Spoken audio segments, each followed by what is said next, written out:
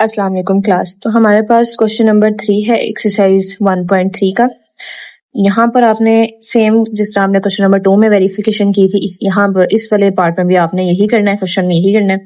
तो हमें जी की वैल्यू दी गई है यहाँ पर 5 - 2 अयोटा, और फर्स्ट वाले पार्ट में वो आपको कह रहा है कि आपने लेफ्ट हैंड साइड पे जी का जो कॉन्जुगेट है वो डबल टाइम लेना है। ठीक है, इधर आप अगर वर्क करें तो यहाँ पर डबल लाइन से, डबल लाइन का मतलब है आपने डबल टाइम कॉन्जुगेट लेना है। तो ये कहते हैं कि अगर आप एक कॉम्प्लेक्स नंबर का डबल टाइम कॉन्जुगेट लेते हैं तो वो अपने ओरिजिनल के ही बराबर होता है। ठीक हो गया।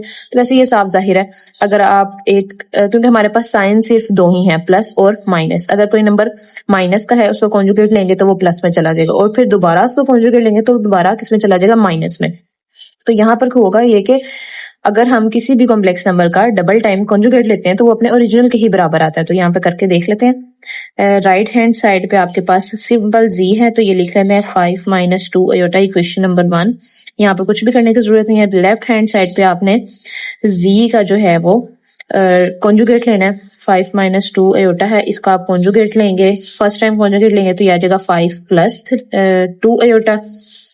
और इसी तरीके से जब आप इसका सेकंड टाइम कॉन्जुगेट लेंगे, इस नंबर का आपने लेना है, इस नंबर का आपने कॉन्जुगेट लिया, ये आ गया, और अब इसी ही नंबर का आगे आपने दोबारा कॉन्जुगेट लेना है, तो वो 5 - 2 अयोटा आ जाएगा, जो कि अपने ओरिजिनल के ही बराबर है। तो अगर आप गौर करें क्वेश्चन नंबर 1, यानी कि जो ओरिजिनल नंबर था वो अपने ओरिजिनल के ही बराबर आ गए after taking double time conjugate. ठीक है, तो यहाँ पर हम लिख सकते हैं from equation 1 and 2 left hand side is equal to right hand side. इसी तरीके से पार्ट जो नेक्स्ट पार्ट है वो भी सेम एज इट इज है जी। नेक्स्ट पार्ट में आपको ये बताया जा रहा है कि अगर आप एक कॉम्प्लेक्स नंबर का मॉडुलस लेते हो और दूसरी साइड पे उसके कॉन्जुगेट का मॉडुलस लेते हो तो आपका आंसर जो है वो बराबर आता है।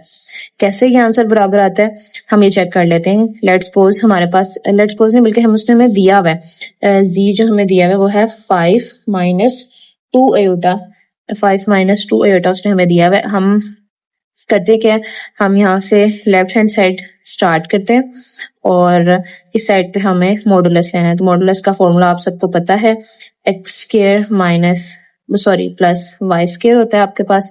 x आपके पास यहाँ पर 5 है और y आपके पास यहाँ पर -2 है। यहाँ पर आप लिख लें, x आपके पास है 5 और y आपके पास है -2। सो जब आप इसका मॉडुलस लेते हैं तो आपके पास फर्स्ट टर्म का स्क्वायर प्लस सेकेंड टर्म का स्क्वायर, तो 5 का स्क्वायर जो है वो 25 आएगा और -2 का स्क्वायर जो है वो आपके पास +4 आएगा। जब ऐसे प्लस करेंगे तो आपके पास 29 आ जाएगा। 29 एक ऐसा नंबर है इसका आप स्क्वायर नहीं लिख सकते। तो यही जो है वो आपकी लेफ्ट हैंड साइड का आंसर है। जी का मॉडुलस आपने लिया तो आपके पास स्क्वायर रूट 29 आया। इसी तरीके से राइट हैंड साइड पे आपने क्या करना है, राइट हैंड साइड पे आपने जी कॉन्जुगेट का मॉडुलस लेना है। तो सबसे पहले हम जी कॉन्जुगेट निकालें, वो हमारे पास आएगा 5 + 2 अयोटा।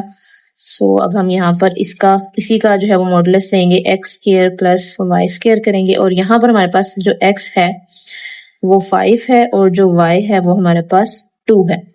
सो जी कॉन्जुगेट का जो है वो हम मॉडुलस लेंगे 5 का स्क्वायर x की जगह और y की जगह 2 का स्क्वायर, तो हमारे पास क्या आ जाएगा, 5 का स्क्वायर सेम 25 आएगा और 2 का स्क्वायर हमारे पास 4 आ जाएगा, और जब आप इसे ऐड अप करेंगे तो हमारे पास स्क्वायर रूट 29 आएगा, इक्वेशन नंबर 2।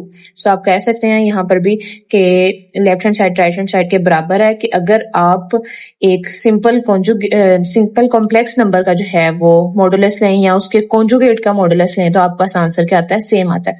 अब अगर आप गौर करें तो इसमें होता ये कुछ यूं है कि आपके पास चाहे वैल्यू प्लस की है चाहे माइनस की है, आपका स्क्वायर लेने के बाद जब हम माइनस की वैल्यू या प्लस की वैल्यू का स्क्वायर लेते हैं आंसर हमेशा प्लस आता है। तो यहाँ पर जो है वो आकर दोनों सेम हो जाएंगे और इस वजह से इनका आंसर सेम आ रहा है।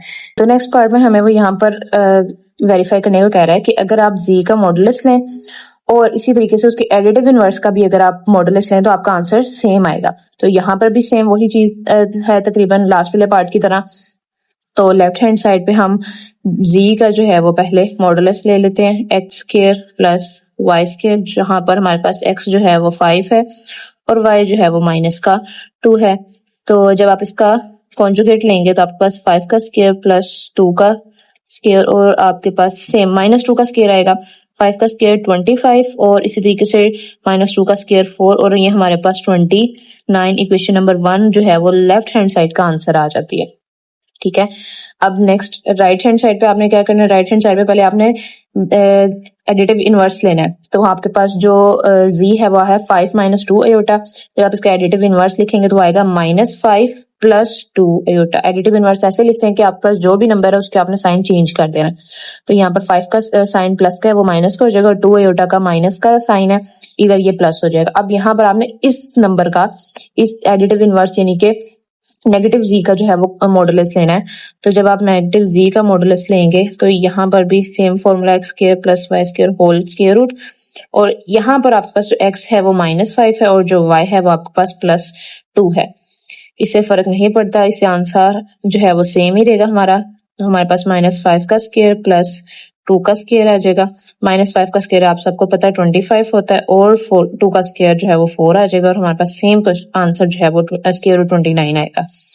तो हम यहाँ पर भी कह सकते हैं फ्रॉम इक्वेशन नंबर 1 एंड 2 अगर आप एक कॉन्जुगेट का एडिटिव इनवर्स और सिंपल कॉन्जुगेट लेते हैं और दोनों का मॉडुलस लें तो आंसर आपका क्या आएगा, सेम आएगा।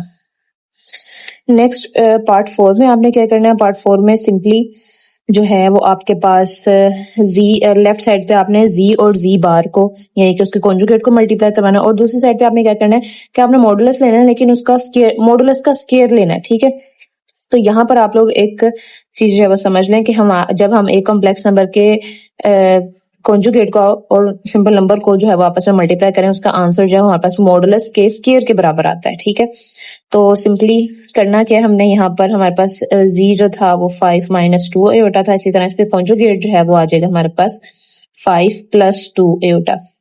सो लेफ्ट हैंड साइड जो है उसमें आपने z × z बार करना है यानी कि 5 - 2 एयोटा को मल्टीप्लाई करवाना है 5 + 2 एयोटा के साथ। तो अगर आप और करें तो ये हमारे पास फॉर्मूला जो है वो क्रिएट हो रहा है, एक फैक्टर हमारे पास प्लस का, एक फैक्टर हमारे पास माइनस का और एक प्लस का। तो हम क्या करेंगे, first term square minus second term का स्क्वायर आ जाएगा। फर्स्ट टर्म का स्क्वायर 25 माइनस सेकेंड टर्म का स्क्वायर 4 और एयोटा का स्क्वायर हमारे पास -1 आएगा। तो जब आप इसे प्लस माइनस माइनस जो है वो ये मिलकर प्लस हो जाएंगे और आपके पास आ जाएगा 29 आंसर। क्वेश्चन नंबर 1 आपकी लेफ्ट हैंड साइड पे आंसर आ रहा है, z × z बार करके जो आंसर आ रहा है वो आपके पास 29 आ रहा है। इसी तरीके से राइट हैंड साइड पे जब आप करेंगे, राइट हैंड साइड पे आपने क्या करना है, पहले आपने सिंपली मॉडुलस लेना है। आपके पास x² + y² होगा फॉर्मूला, और यहाँ पर x जो है वो क्योंकि आपने सिंपल z का लेना है तो z आपके पास 5 है और y आपके पास यहाँ पर -2 है। अगर आपको याद हो तो 5 - 2 एयोटा है सिंपल कॉम्प्लेक्स नंबर जो हमें दिया गया। जब आप इसका मॉडुलस लेते हैं जो कि हम पिछले सवाल में 2-3 दफा ले चुके हैं, तो यहाँ पर 5 का स्क्वायर + -2 का स्क्वायर और आपके पास जो आंसर आ रहा है यहाँ पर 25 + 4 which is exactly square root of 29। अब यहाँ पर आपने क्या करना है, अब आपने स्क्वेयरिंग करनी है। तो आप लेफ्ट साइड पे भी स्क्वेयर करेंगे और राइट साइड पे भी स्क्वेयर करेंगे। तो जब आप इस साइड पर स्क्वेयर करते हैं तो ऑटोमेटिकली जो काम आप खुद से कर रहे हैं वो आपको लेफ्ट और राइट दोनों पर करवाना पड़ेगा। यहाँ पर भी आप स्क्वेयर करेंगे तो ये स्क्वेयर रूट के साथ कैंसिल हो जाएगा। तो जो मॉडुलस का स्क्वेयर है वो किसके बराबर आ गया आपके पास 29 का। तो जो मॉडुलस का स्क्वायर है वो आपके पास 29 के बराबर है। तो यहाँ पर ये चीज साबित हो जाती है कि अगर आप एक कॉम्प्लेक्स नंबर को उसके कॉन्जुगेट के साथ मल्टीप्लाई करें तो जो आंसर आएगा वो ही आंसर आपका उसी नंबर के, उसी कॉम्प्लेक्स नंबर के मॉडुलस के स्क्वायर के बराबर आएगा। ठीक हो गया। तो यहाँ पर ये प्रॉपर्टीज इस वजह से करवाई जा रही है ताकि अगर कहीं पर आपको मॉडुलस के स्क्वायर की जगह z × z बार की जरूरत है वो आप लिख सकते हैं। प्रॉपर्टीज और वेरिफिकेशन इसलिए करवाई जाती है कि अगर हमारे पास कोई एक एक्सप्रेशन किसी दूसरे एक्सप्रेशन के इक्वल है तो हम कहीं ना कहीं पर वो अगर इस्तेमाल हो रहे हैं, अगर एक एक्सप्रेशन इस्तेमाल होता है उसके इक्वालिटी में अगर कोई दूसरा एक्सप्रेशन है तो हम यूज कर सके। Last part of this question हमारे पास लास्ट पार्ट में लिखा हुआ है, वो कहता है कि अगर आपको जो आपके पास z है उसका आपने मॉडुलस लेना है वो बराबर होता है z conjugate of additive inverse उसके मॉडुलस के। यानी कि अगर आप यहाँ पर क्या करेंगे, सिंपल हमारे पास जो z है उसका आपने ले लेना है कॉन्जुगेट और फिर उसका एडिटिव इनवर्स भी ले लेना है। फिर एडिटिव इनवर्स का जो आंसर आएगा उसका आप मॉडुलस लेंगे तो आंसर हमारा सिंपल मॉडुलस के बराबर आ जाएगा। तो सिंपल मॉडुलस आप सबको पता है, अभी आप लोगों ने लास्ट वाले क्वेश्चन में भी 2-3 दफा फाइंड किया। तो यहाँ मैं डायरेक्ट लिख रही हूँ 5 का स्क्वायर प्लस -2 का स्क्वायर। तो हमारे पास जो है वो आंसर इसका 25 आएगा और इसका आंसर हमारे पास 4 आएगा। तो जी मॉडुलस का आंसर हमारे पास स्क्वायर रूट 29 जो कि पिछले हमने 2-3 पार्ट में किया है ये आ गया। ठीक हो गया। अब नेक्स्ट जो हमने करना है, जो मेन यहाँ पर टास्क है वो राइट हैंड साइड के ऊपर है। वो ये है कि आपने पहले जी कॉन्जुगेट लिखना है। तो जी कॉन्जुगेट जो है वो आपके पास क्या बनेगा, 5 प्लस 2 अयोटा। और इसी तरीके से इसका एडिटिव इनवर्स लेना है। तो एडिटिव इनवर्स आपके पास -5 -2 अयोटा आएगा। तो -5 -2 अयोटा आपके पास additive inverse of conjugate complex number है। तो यहाँ पर अब इस साइड पर आकर आपने इसका मॉडुलस लेना है। तो x square plus y square, यहाँ पर हमारे पास एक्स जो है वो -5 है और जो वाई है वो -2 है। तो सिंपली जब आप इसका कॉन्जुगेट लेंगे, सॉरी मॉडुलस लेंगे, तो -5 का स्क्वायर प्लस -2 का स्क्वायर।